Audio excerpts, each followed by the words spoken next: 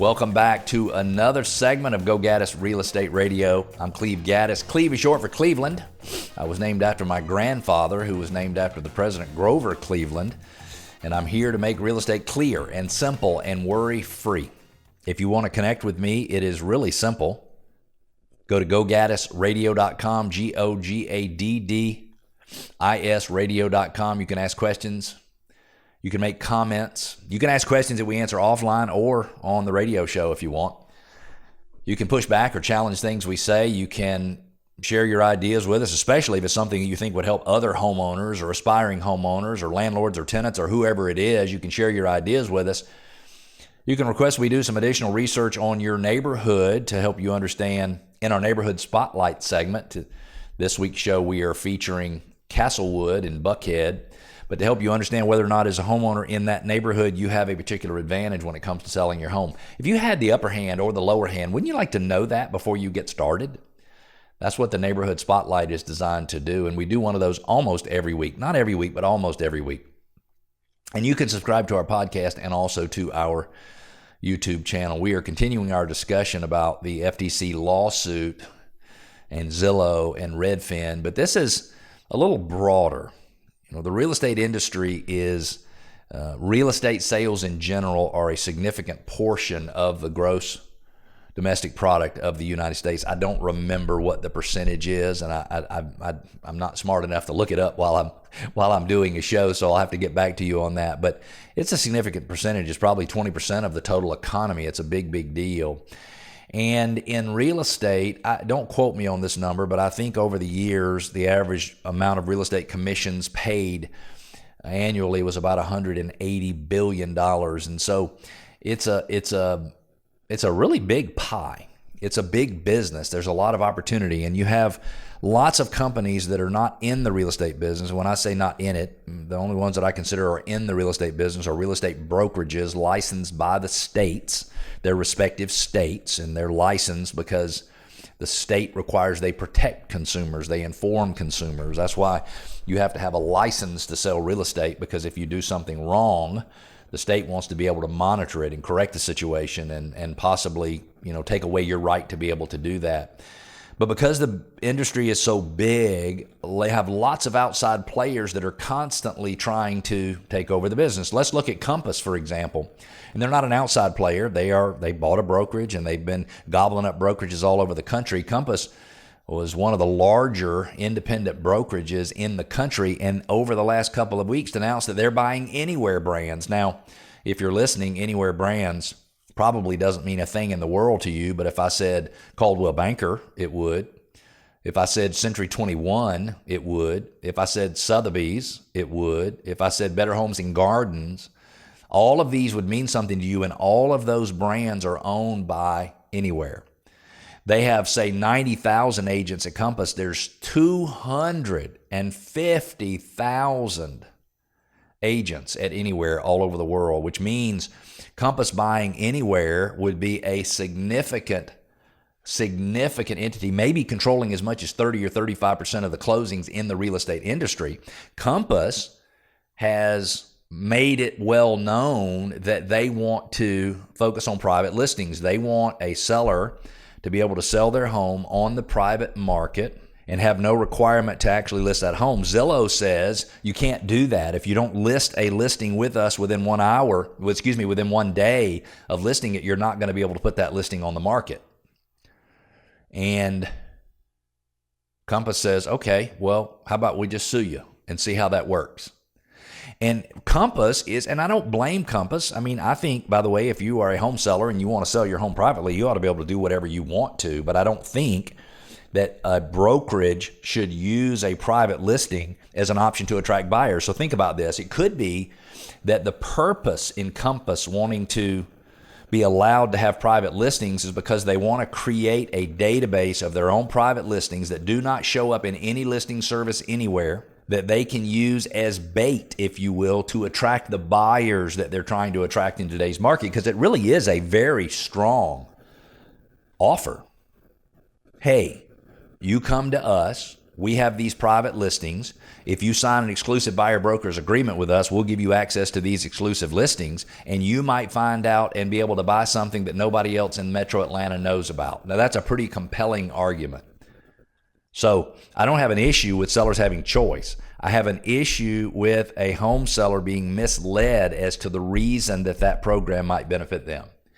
If Compass said, hey, we're going to do a private listing for you. Now, there are people who, are so famous they don't want to have a public listing or whatever. There's people who have tragic events who don't want publicity around their listing. I understand all of that, and I really support that. I am all about free choice. If somebody called me, said, how can you help me sell my home without putting it on the market? I'd say, I don't know, but let's buckle down and figure it out. The issue is that my guess is Compass, and Compass might have something to say to this. Who knows? Maybe someday I'll get a letter from their lawyers, like I do quite often from people that I talk about on the radio. But I think Compass is doing it purely for self-serving reasons. Now, think about this. If Compass owns anywhere, then you have 30% of the market controlled by one entity. That one entity has enough oomph to say, hey, you know what, Zillow? We're not going to give you our listings anymore at all. All of these sites, Realtor.com and Homes.com and all those, we're not going to give you our listings. Stuff it. We're going to advertise our listings ourselves, and we're going to sell them ourselves. And I'm not saying that I want that to happen, because I think consumers, and I think all of this data aggregation where we started selling our data to Zillow and Realtor.com and all the different other entities, I think it was actually good for consumers, because at one time, if you wanted information on a house, you had to call an agent, meet with them face to face. The agent had to look up the listings in a book. Like literally, you could drive around and see for sale signs sometimes, but that was the only way you had to see listings. And I think that was crappy. Now, part of that was because we didn't have the technology. I mean, we couldn't even fax people listings at one time. When I first started in the business, that's the way we were sending everything around, was faxes, and they were still delivering listing books to the office. This was in 2000. And so there's a lot of competition in the real estate business, and there's a lot of money that gets spent. And Zillow came to an agreement with Redfin saying, we'll give you $100 million to stop listing rental listings. Zillow and Redfin says, hey, makes the market better because the consumers will have a more organized way to see the data. I call baloney on that. Now, yes, it would be nice for all of the listings to be right there on Zillow, but it would not be nice for all of the listings to be on Zillow and for Zillow to be charging 2 or 3 or 4 times the amount of fees that it would be able to charge if it had some competition from Redfin. Redfin says, well, it was a losing proposition for us. We were losing money, so it didn't even matter. It still does matter. I'm not saying that Redfin needed to do it. I'm not saying that they could even afford to compete with them. It might have been something that they had to do, but it doesn't make it better for consumers. And that's really, really, really important.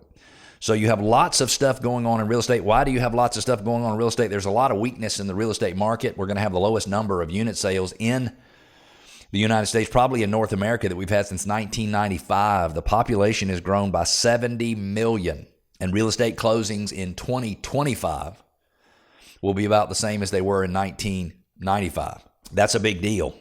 Every year in the United States, we have over 1 million new households created. I don't mean households built, I mean households created. Somebody moving out from their parents' house, people getting married, buying their home, people having a kid, buying a bigger home, people getting a divorce creates new households. Each year there's 1 million, 1.2 million, 1.4 million new households created. For years and years, we only built 400,000 or 500,000 houses during the recession. And in many ways, that piece is one of the things that caused so much problems when the interest rates went down so much in 2020 due to the pandemic, and there just wasn't that many houses to buy. And to say buyers, in my opinion, paid insane prices for houses, I don't think would be an overestimation. I think in some cases they went crazy.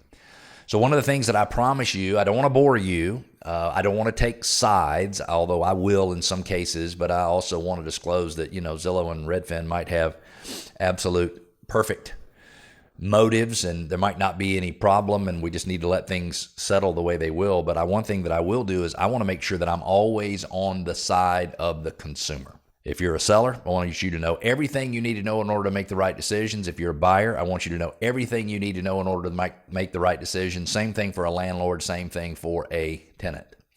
I think these things are very, very important. If you're thinking of selling your Atlanta home anytime in the next year, we want you to get the upside, and the upside is really only for you. Meaning the upside for you is different than the upside for your neighbor, is different than the upside for your sister or your brother or your aunt or your uncle or your church member or your person who's in your Bible study group. It's different, because just as they say you should sell your house this way doesn't mean it's the right way for you. You could sell your home for an all-cash offer, close as quickly as 21 to 30 days. You could list your home and sell it as is, where is. You could make some improvements to your home with the hope of taking $1 invested, turning it into $2 in return or $3 in return or $4 in return. Can you imagine investing $10,000 in your home and selling it for $30,000 more? Especially if the $10,000 you could get from your real estate agent. Modern Traditions, we provide that service. It's called a rehab and refresh program. And the last option would be to buy your home, new home, before you sell your existing home. And we call that program aptly Buy Before You Sell. We can take care of all of those things. And here's the cool part. If you want to know what the upside is for you, you don't even have to use us to sell it, but you can use us to give you all of the information. You can go to gogaddisradio.com, GOGADDIS radio.com. Click on the upside, put in a little information. We will figure out all 4 of those options, or 3 or 2, whatever you want us to figure out for you. We'll figure out all of those options and give you the numbers in black and white so you can make a decision on the upside for you. And if you're thinking of selling a year from now, it's not too early to start. It's not too early to start, and we wouldn't have any problem talking to you way early. Go to gogaddisradio.com or call 770-497-0000. We're going to skip to some commercials here. When we come back in our neighborhood spotlight, Castlewood in Buckhead is featured. Also, the power of Buckhead. And when your community actually sells your home, we're going to continue in that vein. Stick with us. We'll be back.